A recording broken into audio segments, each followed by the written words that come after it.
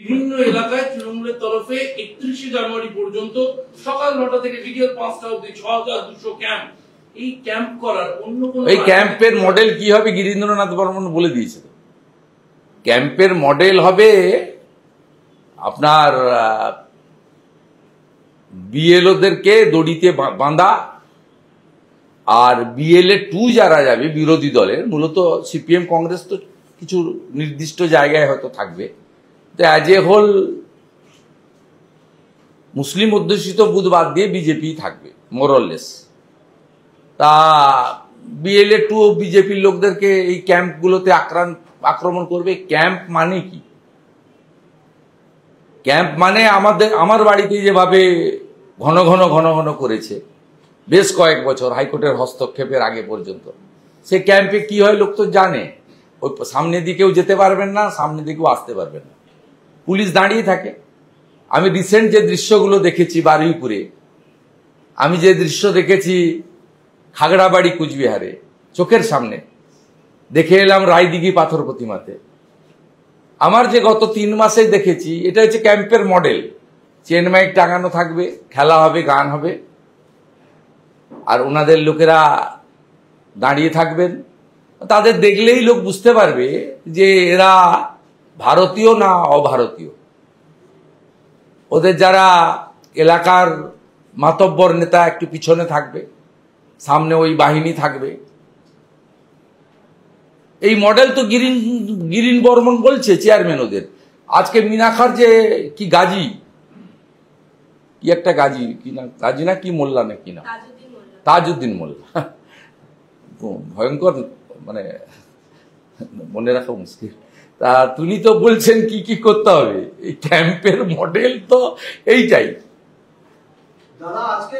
আমি ভারতীয় জনতা পার্টির বিএলএ 2দের বলবো, নিজেদের বাঁচিয়ে রাখুন, সুরক্ষিত রাখুন, বিএলএ 2 কাজ করার চেষ্টা করুন।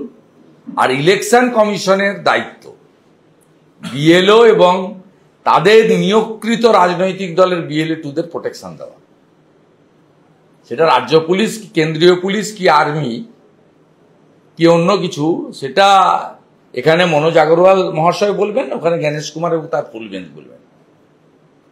আমি শুধু বিরোধী দলনেতা হিসেবে একটা কথা আমি বলে দিতে পারি, বিএলএ 2 মানে পলিটিক্যাল পার্টির প্রতিনিধি, বিএলও যারা নির্বাচন কমিশন নিযুক্ত বুথ লেভেল অফিসার, তারা যদি একজনও কেউ আক্রান্ত হয়, তাদের পাশে ভারতীয় জনতা পার্টি মনোনীত বিরোধী দলনেতা থাকবে। এটা আমার কাজ, এটা আমার কাজ। যারাই সরকারি দল রাজ্যের এবং সরকারি প্রশাসনের দ্বারা অত্যাচারিত হবে, প্রোটেকশন পাবেন না। আমরা এর আগে প্রমাণ করেছি 4.5 বছর ধরে, রামপুরহাটের বকটুই থেকে শুরু করে একটার পর একটা ইস্যু, দুর্গাপুর আইকিউসিটি পর্যন্ত, প্রত্যেকটা আক্রান্ত পীড়িতর পাশে বিজেপি এবং লিডার অফ অপোজিশন তার যে ডিউটি বাউন্ড, তার যে কাজ সে করেছে। বিএলও এবং বিএলএ 2দের ক্ষেত্রেও আশ্বস্ত করব, আপনাদের হাতে নির্বাচন কমিশনের আই কার্ড থাকবে। নির্বাচন কমিশন দায়বদ্ধ, সংবিধানের 324, 300 থেকে 29 আপনাদের কমপ্লিটলি পাওয়ার দিয়ে গেছে। আপনি একে প্রোটেক্ট করার দায়িত্ব আপনার। আমাকে যেতে হবে।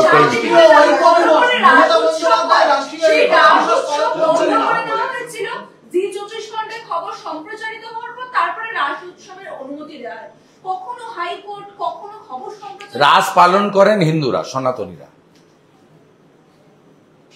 যারা বলেন মাথায় টিকি রাখলে শয়তান, যারা তুলসী মালা আচার মালাকে বলেন কাঠের মালা, ভিক্ষা চাইতে লাইনে দাঁড়াও তোমরা, লক্ষ্মী ভান্ডার নাকি, সেই পার্টি তো এটাই তো মডেল।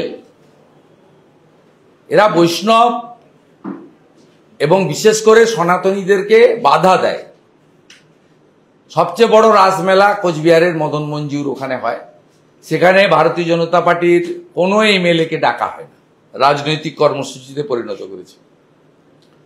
অতএব যেখানে জগদ্ধাত্রী ঠাকুর এবারে 5টা ভেঙেছে, জোর করে পুলিশ তুলে নিয়ে গিয়ে জগদ্ধাত্রীর প্রতিমাকে বিজয়া দশমীর আগে ফেলে দিয়েছে।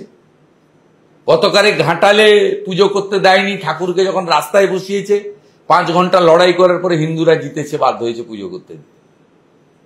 যেখানে পুজো করার জন্য লড়তে হচ্ছে, যেখানে মা কালীকে প্রিজন ভ্যানে উঠছে, সেখানে রাস পূর্ণিমা রাধা মাধবের তো বাধা দেবে। কারণ কৃষ্ণনগরের সাংসদ তিনি অনেক আগে থেকেই বলেছেন, টিকি যারা রাখেন তারা হচ্ছেন শয়তান। কৃষ্ণ ভক্তরা, ইস্কন ভক্তরা, ভাগবত মঠ, গৌড়িয়া মঠের লোকেরা, তারা সবাই মানে যারা সন্ন্যাসী তারা সবাই টিকি রাখেন এবং তাদের দেখে অনুসারীরাও অনেকে টিকি রাখেন। কদিন আগেই বলেছেন নমশূদ্রদেরকে, তফসিলিদেরকে গালাগালি করেছেন, মতুয়াদেরকে বলেছেন ওটা কাঠের মালা। ওটা কাঠের মালা না, তা আচার মালা, তুলসী মালা। অর্থাৎ দামোদর মাসে এইসব জিনিস তো করবেই। তো মুসলিম লীগ 2 সরকার, মোহাম্মদ আলী জিন্নাহ যে স্বপ্ন দেখতেন, সোহরাবর্দী যে কাজ অসম্পূর্ণ রেখে গেছেন, খালা মমতা সেই কাজটা সম্পূর্ণ করছে। আজকে রাষ্ট্রীয় একতা দিবস আজকে গোটা দেশে পালিত হচ্ছে, কিন্তু আমাদের ওয়েস্ট বেঙ্গলে পালন হচ্ছে না। যারা বিচ্ছিন্নতাবাদের দাবি করে সেটাকে উস্কে দেওয়া হচ্ছে। এরা তো স্বীকারই করে না। আলাদা পতাকা, আলাদা সঙ্গীত বাংলায় সৃষ্টি করে জাতীয় সঙ্গীতকে, জাতীয় পতাকাকে অনেকবারই অপমান করেছে। আপনারা একাধিকবার দেখেছেন নেতাজি সুভাষচন্দ্র বসু এবং সর্দার বল্লভভাই প্যাটেল ভারতবর্ষের স্বাধীনতা আন্দোলনের রিয়েল হিরো। এদেরকে সামনে আনা হয়নি, এদের যে অবদান, ডেডিকেশনকে তুলে ধরা হয়নি। এটা নরেন্দ্র মোদীজি করেছেন। এবং স্বাধীনতার পরে এই দুজনের হাতে যদি প্রকৃত দেশ থাকতো, তাহলে অখণ্ড ভারত তৈরি হতো। তাহলেই আপনি দেখতে পারতেন আজকে এই যে অর্থনৈতিক বৈষম্য থেকে শুরু করে নানা বৈষম্য, এগুলো কখনোই থাকতো না যদি নেতাজি সুভাষচন্দ্র বসু এবং সর্দার বল্লভভাই পটেলের হাতে দায়িত্ব থাকত। যারা দায়িত্ব পেয়েছিলেন তারা ব্রিটিশের অনুকম্পায় দায়িত্ব পেয়েছিলেন, তারা কম্প্রোমাইজড, অনেকেই, সবাই নয়। আর তাদের মধ্যে এখানে যারা আছে এ কমপ্লিটলি, ওখানে মোল্লা ইউনিস যা, এখানে খালা মমতা তা, একদম সেম। এরা জামাত হেফাজতের লোক, এমনকি শিক্ষিত মুসলিমদের এদের কাছে স্থান নেই। এরা ওই আইএস, হামাস টামাস, আনসারুল বাংলা এদেরকে পছন্দ করেন, এই মডেল, বুঝেছেন? অর্থাৎ স্বাভাবিকভাবে Sardar Vallabhbhai Patel, run for unity, একতা দিবস পশ্চিমবঙ্গে সরকারিভাবে পালিত হবে না, এটা স্বাভাবিক। তারপরে তো একটা অবক্ত যন্ত্রণা আছে। গুড়িয়ে দেওয়া সোমনাথ মন্দিরকে পুনর্নির্মাণ করেছিলেন সর্দার বল্লভভাই প্যাটেল। অতএব একটা তো ব্যথা আছে যে একটা প্রো হিন্দু, অতএব তাকে সম্মান দিলে যদি আমার ভোট ব্যাংকে আঘাত আসে। আমাদের ভিডিও ভালো লাগলে লাইক এবং শেয়ার করুন। কমেন্ট সেকশনে গিয়ে জানান আপনাদের মতামত। আরও ভিডিও পেতে আমাদের চ্যানেল সাবস্ক্রাইব করুন এবং প্রতি মুহূর্তে খবরের আপডেট পেতে প্রেস করুন বেল আইকন।